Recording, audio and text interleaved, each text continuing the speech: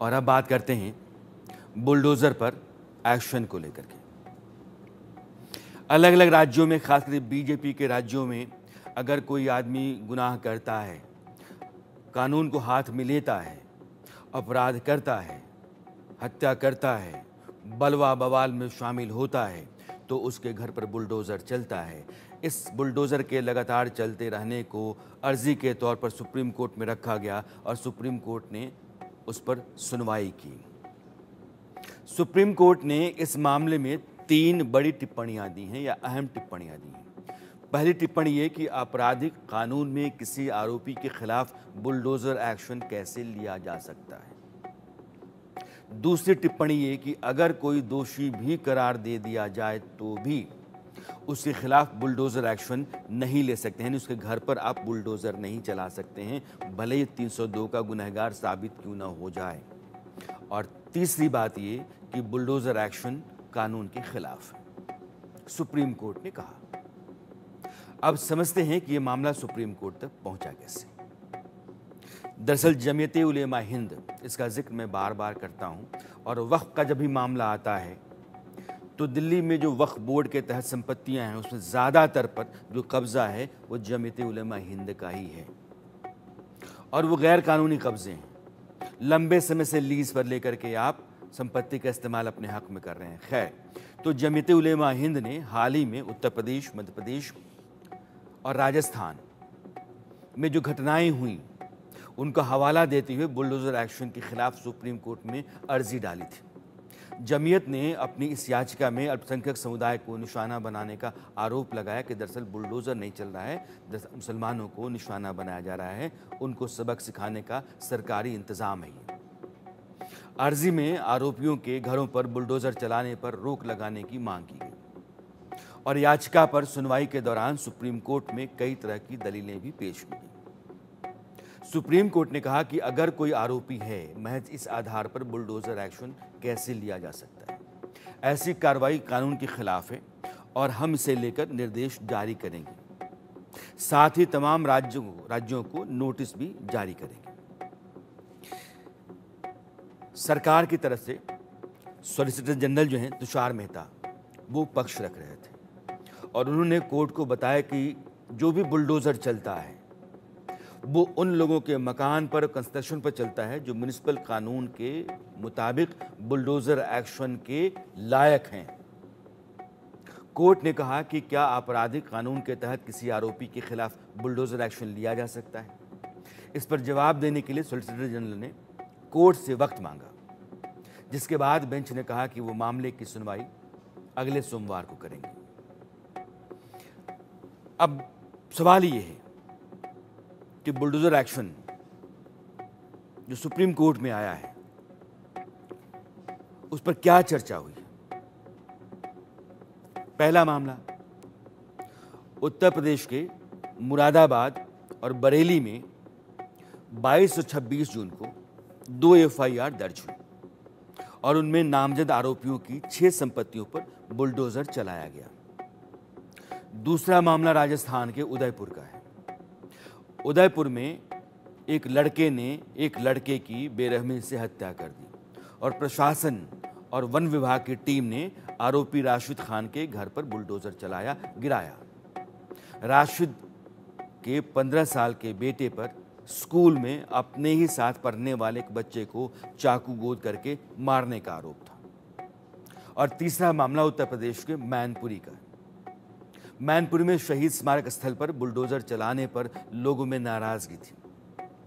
शहीद मुनीश यादव के स्मारक स्थल पर राजस्व टीम ने बुलडोज़र चला दिया। याचिका में केंद्र सरकार और राज्यों को पक्षकार बनाया गया। कहा गया कि आरोपियों के खिलाफ वाजिब कानूनी कार्रवाई के बजाय उनके घरों को बुलडोज़र से गिराया जा रहा है। ये पूरी तरह से गैर कानूनी है और मनमाना रवैया है। इसे अंजाम देकर अल्पसंख्यक समुदाय को निशाना बनाया जा रहा है और इसी याचिका पर सुप्रीम कोर्ट में सुनवाई हुई। ये जो कुछ मामले सामने रखे गए कोर्ट के, उन पर दोनों तरफ के वकीलों ने जिरह की थी और इस पर चर्चा करने के लिए मेरे साथ सुप्रीम कोर्ट के वकील कैलाश वासुदेव जी हैं। कैलाश जी, आपका बहुत बहुत स्वागत है। सुप्रीम कोर्ट कहता है कि जो आदमी अगर कन्विक्टेड भी है तो आप उसके घर को बुलडोज नहीं कर सकते। आरोप की बात तो छोड़ दीजिए। और सरकारी पक्ष कहता है कि जो भी लोग आरोप के दायरे में आए, जिन्होंने बलवा किया, हत्या की, फसाद किया, उनके उन मकानों के ऊपर, कंस्ट्रक्शन के ऊपर बुलडोज़र चला जो गैर कानूनी तरीके से खड़ा किया गया था, यानी कि गैर कानूनी ज़मीन पर था। अंतर क्या है?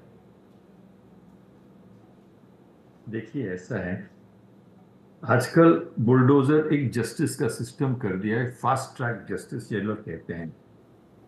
इसके कई पहलू हैं। एक तो ये है कि सबको सबक सिखाएंगे कि साहब हमने इनका मकान तोड़ दिया, ये गैर कानूनी बना हुआ है। अब दूसरा पक्ष देखिए, प्रॉपर्टी टाइटल दुनिया भर के होते हैं। कई मकान किराए पे होते हैं, कई जॉइंट फैमिलीज के होते हैं, कई जॉइंट ओनर्स के होते हैं। उसमें एक बिल्डिंग में हो सकता है कि 10 आदमियों का हक हो। आप उसको क्या तोड़ने का अधिकार है आपको विदाउट नोटिस? और डिमोलिशन के लिए म्यूनिसिपल लॉज हैं, दुनिया अपने स्टेट लॉज हैं, म्यूनिसिपल लॉज हैं, उसके ऊपर में आपको नोटिस देना पड़ता है फॉर नेचुरल जस्टिस की आपका हम मकान इस कारण से हम तोड़ना चाहते हैं कि या तो ये गैर कानूनी है या इसमें अनऑथराइज कंस्ट्रक्शन हैं। एक आप किसी के ऊपर आरोप लगा दीजिए कि साहब ये आदमी खूनी है, ये मकान जो है खूनी का मकान है, उसको आप तोड़ दीजिए, आपको तो अधिकार नहीं है मकान तोड़ने का। अब आज के दिन में हम लोग उनके वो हम जो देख रहे हैं पेपर्स में, कौन से मकान टूट रहे हैं जिनके ऊपर आरोप है कि इन्होंने हरकत ऐसी की है जिसके अनुसार ये सोसाइटी के खिलाफ है। अब मेरे को आप एक चीज बताइए, इतने सारे इलीगल करप्ट ऑफिशियल्स ने मकान बनाए हुए हैं, क्या आप उनको तोड़ने का हक रखते हैं? आप उनको नोटिस दे रहे हैं? क्या आप में इतना दम है कि आप इन जैसे मकानों को भी जाके तोड़ेंगे? दुनिया भर की करप्शन केसेस हैं, इसके पास 100 मकान है, उसके पास 20 मकान है, उसके पास 3। ये सब नेता ही ना। आम आदमी तो 20 मकान नहीं खरीद सकता, आप उनको तोड़ने का हिम्मत रखते हैं? वो भी गैर कानूनी है। तो देखिए सर, पलट के एक सवाल आता है। मैं सुप्रीम कोर्ट ने ये बात जो कही है, मुझे लगता है कि 100% सही है। सरकार कहती है कि ये दरअसल आपके भीतर भय पैदा करने की कोशिश भी है, क्योंकि आपने गैर कानूनी तरीके से सरकारी ज़मीन के ऊपर कब्जा करके अपना मकान बना रखा है। कुछ मकान वाजिब हो सकते हैं, अपनी ज़मीन में हो सकते हैं, कानूनन सही हो सकते हैं। सरकार का पक्ष ये है कि इन लोगों ने गलत तरीके से मकान बनाया, कंस्ट्रक्शन किया और बुलडोज वही किया गया। सर, अभी हाल में अगर आपको याद है, एक मर्डर केस था, वो कानपुर के एलिगेशंस पे वो आदमी फरीदाबाद गया, फरीदाबाद से कहीं और भाग गया, मध्य प्रदेश भाग गया, उसको वो लोग गाड़ी में लेके आ रहे थे, मुझे नाम नहीं याद आ रहा है उसका। आज से साल 1.5 साल पहले उसको मर्डर केस में इन्वॉल्व किया था। इवेंचुअली इसका इनकाउंटर हुआ जब उसी की गाड़ी पलटी थी, बाकी सब बच गए थे। ये भी एक मुझे नाम नहीं याद आ रहा है, लेकिन ये साल 1.5 साल पहले की बात है जब एनकाउंटर था। विकास दुबे जी, बड़ा उसका कवरेज था कि साहब ये खूंखार आदमी है, फलान है, ढिमकान है। लेकिन उसका जब मर्डर हुआ या इनकाउंटर हुआ, वो गाड़ी में अकेला कैसे था जब आपके पास पूरी पुलिस एस्कॉर्ट थी? ये भी तो एक एस्पेक्ट है, क्योंकि अगर आप कानून को अपने हाथ में लेकर के किसी भी इंसान को गोली मार देते हैं, एनकाउंटर कर देते हैं, तो वो भी तो गैर कानूनी है। मकान तोड़ना तो बिल्कुल ही गैर कानूनी, क्योंकि कानून ये कहीं नहीं कहता है कि आप किसी एक्यूज के मकान को लेकिन तोड़ सर, सकते। पब्लिक सेंटिमेंट में सिर्फ कानून का सम्मान हर नागरिक करता है। मैं सर 2 बातें कहना चाहता हूँ। जैसे विकास दुबे, अतीक अहमद, मुख्तार अंसारी, ये डिक्लेयर्ड माफिया गैंगस्टर मर्डर रहे हैं। इनके बारे में कहीं किसी सबूत को लेने की ज़रूरत नहीं है और जाकर के सुप्रीम कोर्ट में साबित करने की ज़रूरत नहीं। सर, पब्लिक जानती है इनके किए गए जो अपराध हैं वो पब्लिक डोमेन में है। सर, मैं चाहता हूँ, क्या ऐसे लोगों के लिए भी आपको सुप्रीम कोर्ट में जाकर 40 साल इंतजार करना पड़ेगा? नहीं, देखिए, आप सुप्रीम कोर्ट जाइए या ना जाइए, इनके ऊपर कन्विक्शंस थे, एलिगेशंस थे, ट्रायल्स तो नहीं हुए थे ना। अगर कन्विक्शन हो गए होते तो बात दूसरी, तो बाहर तो नहीं घूम रहे होते, वो तो जेल में पड़े होते।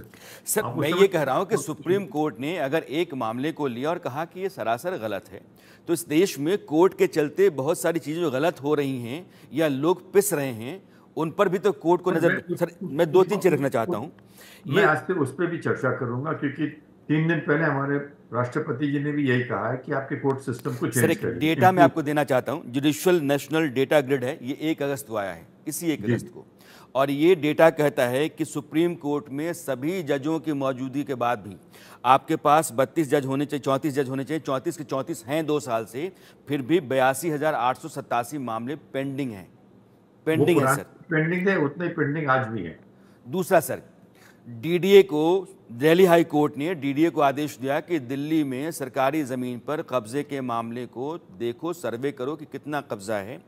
जमुना खादर में सर कुल जो रकबा है वो 9,700 हेक्टेयर का है और 7,362 हेक्टेयर पर लोगों ने कब्जा कर रखा है। क्या हुआ? सरकारी ज़मीनों पर कब्जा करके लोग बैठते हैं तो वो सुप्रीम कोर्ट को नहीं चुभता है, लेकिन गुंडा मवाली अपराधी बवाली अगर जाकर के समाज में माहौल ख़राब करता है, हत्या करता है और उसका घर बुलडोज किया जाता है तो सुप्रीम कोर्ट को चुभता है। तो सर ये जो डाइकोटॉमी है, इसको लेकर के लोग पब्लिक में सवाल करते हैं। बिल्कुल करेंगे और करना भी चाहिए। ये डाइकोटमी जो है, देखिए क्रिमिनल साइड एक है, रिमूविंग और encroaching upon public land which are acquired is another problem. ये देखिए झमेला कैसे शुरू हुआ, मैं आपको थोड़ा सा बैकग्राउंड दे दूं। 1984 में एक रिट पिटीशन फाइल हुई थी सुप्रीम कोर्ट में, बॉम्बे हॉकर्स के केस का नाम से मशहूर है कि साहब जो आदमी स्ट्रीट पे रह रहा है, यानी सड़कों पे जी रहे हैं शहरों के अंदर, उनको अधिकार है वहां रहने का। सुप्रीम कोर्ट ने कहा है, लेकिन सुप्रीम कोर्ट ने जब वो 5 जजेस ने जजमेंट पास किया, वो जजमेंट उसके बाद में आपके दिल्ली में, आपके सारे स्टेट्स पे फॉलो हो रहा है कि जो स्ट्रीट हॉकर्स हैं उनको राइट है वहां रहने के लिए, जो इलीगल ऑक्यूपेंट्स हैं उनको राइट है वहां रहने के लिए। अब मेरे को बताइए, जब आपके पास कानून है, डीडीए एक्ट है, एमसीडी एक्ट है, प्रिवेंशन ऑफ इंक्रोचमेंट एक्ट्स हैं, दुनिया भर के एक्ट्स हैं हर प्रांत में। हरियाणा में हरियाणा अर्बन डेवलपमेंट एक्ट सब स्टेट्स में है। किसी भी एक्ट को पॉलिटिकली फॉलो नहीं किया जाता है, क्योंकि वो वोट बैंक्स बन जाते हैं और इवेंचुअली उनको खड़ा किया जाता है सुप्रीम कोर्ट में और कोर्टों में कि साहब मेरा मकान है उसको मत तोड़िए, और कोर्ट इंजंक्शन दे देते हैं। इंजंक्शन एमसी मेहता में 1978 से शुरू हुआ था ये मामला। 84-88 में ऑर्डर्स पास किए गए थे रिमूव अनऑथराइज कंस्ट्रक्शन। किसी की हिम्मत नहीं हुई साहब उनको हटाने के लिए। आप अनऑथराइज कंस्ट्रक्शन को नहीं हटा सकते, लेकिन आप ऑथराइज मकान को बुलडोज कर सकते हैं। ये कहाँ का कानून है सर? मैं सर आता हूँ, 1 मिनट सर। अरविंद कुमार जैन जी आ गए हैं, आप फॉर्मर डीजीपी हैं उत्तर प्रदेश के। सर आपका बहुत बहुत स्वागत है। सुप्रीम कोर्ट का जो ऑब्जर्वेशन है या वर्डिक्ट तो मैं नहीं कहूँगा कि आप बुलडोज किसी भी आदमी के मकान को नहीं कर सकते हैं, चाहे वो कन्विक्टेड ही क्यों नहीं हो। और बुलडोज करने को लेकर के सुप्रीम कोर्ट ने अब कहा कि मंडे को हम उस पर सुनवाई करके एक फाइनल वर्डिक्ट दे सकते हैं। ये सर जो बुलडोज करने वाले फैसले हैं, इसको आप कैसे देख रहे हैं? नहीं, देखिए इसमें 2-3 महत्वपूर्ण प्रश्न हैं। आप किसी का घर केवल इस बात पे बुलडोज नहीं कर सकते हैं कि उसने कोई क्राइम किया है। हाँ, अगर क्राइम कर रहा है और अवैध तरीके से मकान बनाकर रह रहा है, नजूल की जमीन पे मकान बना रखा है, एनिमी प्रॉपर्टी पे मकान बना रखा है, उसने इलीगल कंस्ट्रक्शन पूरा कर रखा है, ग्राम समाज की जमीन को घेर के बना रखा है, नगर निगम की जमीन है, डेवलपमेंट अथॉरिटी की जमीन है, बिना नक्शा पास किए। देखिए अलग अलग सबके अलग अलग रूल्स। बिना नक्शा पास किए है, महीने भर का आपको उसको नोटिस देना होगा। वो जवाब देगा कि मैंने किन परिस्थितियों में बिना नक्शा पास कराए बनाया। अथॉरिटी अगर उसके रिप्लाई से सेटिस्फाइड नहीं है, उसका घर डिमोलिश कर सकती है। अगर आपने किसी सरकारी जमीन के ऊपर, ग्राम समाज की जमीन के ऊपर, जैसे अभी अयोध्या में एक एक्यूज्ड का की बेकरी गिराई गई, उसने तालाब पाट के उसके ऊपर बेकरी बना ली, इसके लिए मैं नहीं समझता कि किसी कोर्ट की या किसी न्यायालय की परमिशन की आवश्यकता है। ये मेरी व्यक्तिगत सोच है। और ऐसे में जो नहीं सर, कोर्ट ने authorities भी ये कहा है कि सरकारी जमीन पर जो कंस्ट्रक्शन है उसको बुलडोज किए जाने को लेकर के हमारा फैसला नहीं है, उसके हक में हम हैं। सरकारी जमीन पर जो भी मकान खड़ा है, मैं यूपी की बात करता हूं। यूपी में जो भी डिमोलिशंस हो रहे हैं वो इन्हीं आधारों पर हो रहे हैं। कोई एक डिमोलिशन मुझे बता दीजिए, यूपी ने सरकार ने कराया हो, यूपी में जिला प्रशासन ने कराया हो पुलिस की मदद से, जिसमें कि इलीगल डिमोलिशन कर दिया। इलीगल डिमोलिशन कौन ऑफिसर करेगा? कौन चाहेगा कि उसका उसका वो फांसी के फंदे पे लटक जाए? यानी आप ये कह रहे हैं कि जिन लोगों के ऊपर आरोप लगे हैं दरअसल ये दबंग थे, इन लोगों ने वैसे भी अपने मकान इलीगल तरीके से बना रखे थे सरकारी ज़मीनों के ऊपर, इसलिए बुलडोज करना आसान हो गया। जी हाँ, एनिमी प्रॉपर्टी है। एनिमी प्रॉपर्टी से आप समझते हैं पाकिस्तान कोई चला गया, एनिमी प्रॉपर्टी डिक्लेयर्ड है, आपने उस पर कब्जा करके क्योंकि आप एक दबंग व्यक्ति हैं, माफिया हैं, आपने 5 मंजिला बिल्डिंग खड़ी कर दी। कोई नक्शा पास होने का काम ही नहीं है, क्योंकि एनिमी प्रॉपर्टी के ऊपर नक्शा पास होगा नहीं। और आपने कराया भी है किसी तरह से, कोई और खसरा नंबर लिखकर, कोई और खतौनी लगा के, तो आपने फोर्जरी की है। वो आपका डिमोलिशन करने का अधिकार है। जो भी डिमोलिशन उत्तर प्रदेश में हो रहे हैं ये इसी कानून के तहत हो रहे हैं। लोगों का ये मानना रहता है कि पुलिस ने डिमोलिशन करा दिया। पुलिस से कोई मतलब नहीं होता, पुलिस को कोई अधिकार नहीं है इस संबंध में। Police law and order maintain करने के लिए मौके पे जाती है, संबंधित विभाग को सहयोग प्रदान करने के लिए जाती है, वरना तो उनको पीट के भगा देंगे ये बदमाश, मारेंगे और उनको बंधक बना लेंगे। तो पुलिस वहां पे इसलिए जाती है जिससे कि वहां पे लॉ एंड ऑर्डर बना रहे और वहां पर किसी प्रकार की कानून व्यवस्था की स्थिति उत्पन्न ना हो। और पुलिस के भी हित में है कि जो बड़े बड़े माफिया हैं उनके खिलाफ अगर कार्रवाई होगी तो उसका पूरे प्रदेश के लॉ एंड ऑर्डर पे, क्राइम सिचुएशन के ऊपर उसका बड़ा एक जबरदस्त इंपैक्ट पड़ेगा, और वो पड़ा भी है प्रदेश में। एक मुझे डिमोलिशन बता दीजिए, अतीक ने ऑफिस बना लिया, किसकी जमीन पे बनाया? मुख्तार अंसारी ने बिल्डिंग खड़ी कर दी, किसकी जमीन पे बनाई? तो ये जो भी डिमोलिशन हो रहे हैं, जो भी ऑफिसर्स उन डिमोलिशंस को के पेपर साइन कर रहे हैं, वो ऐसा नहीं है कि धौलपुर राज चल रहा है कि कोई भी एक दिन बुलडोजर लेके पहुंच गया और आपकी संपत्ति गिरा दी। जी बिल्कुल सही करें कैलाश जी। हो रहे हैं। सरकार का जो यह तेवर होता है ये डिट्रामेंटल है। आप अवाली बवाली मवाली अपराधी माफिया गैंगस्टर हैं, आपने सरकारी ज़मीन कब्जे में कर रखी है, एनिमी प्रॉपर्टी कब्जे में कर रखी है, आपने दुकान पर दुकान मार्केट खड़ा कर रखा है, तो आप जैसे ही गैर कानूनी काम करेंगे ये सब गिरेगा। ये भी तो एक मैसेज है। बिल्कुल ये मैसेज देखिए, एक मैं इसका साफ कहता हूं, इसका मैसेज ये है। हाँ जैन साहब, कैलाश जी सुप्रीम कोर्ट के बड़े वकील हैं, मैं उनसे राय ले रहा हूँ। जी कैलाश जी। जैन साहब को नमस्कार। ऐसा है, आप सही कह रहे हैं कि जो लॉ एंड ऑर्डर को तोड़ते हैं, जो माफिया हैं, जो गैंगस्टर्स हैं, उनके मकान जो अनऑथराइज बने हुए हैं या इलीगल बने हुए हैं या इलीगली ऑक्यूपाइड गवर्नमेंट लैंड, नजूल लैंड पे बने हुए, उनको तोड़िए। मेरे को सर एक चीज बताइए, जितने सारे अनऑथराइज मकान हैं यूपी में, which is more than 30% occupied in government land, जो स्टेटिस्टिक्स आपकी अपनी है, उसमें जो लोग are not involve in crimes, उनके मकान क्यों नहीं गिर रहे हैं? नहीं सर, फर्ज कर लीजिए कि आप अपनी जिंदगी आराम से जी रहे हैं, आप एक शरीफ शहरी हैं, आपने ठीक है गैर कानूनी बना खाया, आपके खिलाफ मुकदमा होगा, नोटिस आएगा, हो सकता है डिमोलिशन, लेकिन अपराधी के लिए तो ये तय है कि तुम अपराध करोगे, तुम बवाल करोगे, तुम्हारा गया, तो उसके भीतर है कि मेरा तो गैर कानूनी बना हुआ है तो मेरा जाएगा। मैं इसका जवाब मेरे से पूछ रहे हैं, मैं आपसे ये पूछ रहा हूँ जैन साहब।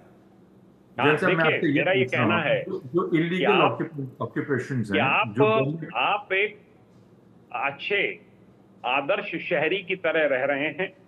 कोई हो सकता है किसी ने आपके साथ धोखा किया हो, आपको जमीन बेच दी हो, आपको उसको वो जमीन बेचने का अधिकार ना हो, उसको एक फर्क नजरिए से देखा जाना चाहिए। दूसरा ये है कि आप क्राइम भी कर रहे हैं, आप हत्याएं करा रहे हैं, आप पेशेवर हत्यारे हैं, आप गुंडे भी हैं, आप संगठित अपराध में भी लिप्त हैं, आप छाती पे मूंग भी दल रहे हैं, और आप ये भी चाह रहे हैं कि आपको कोई टच भी ना करे।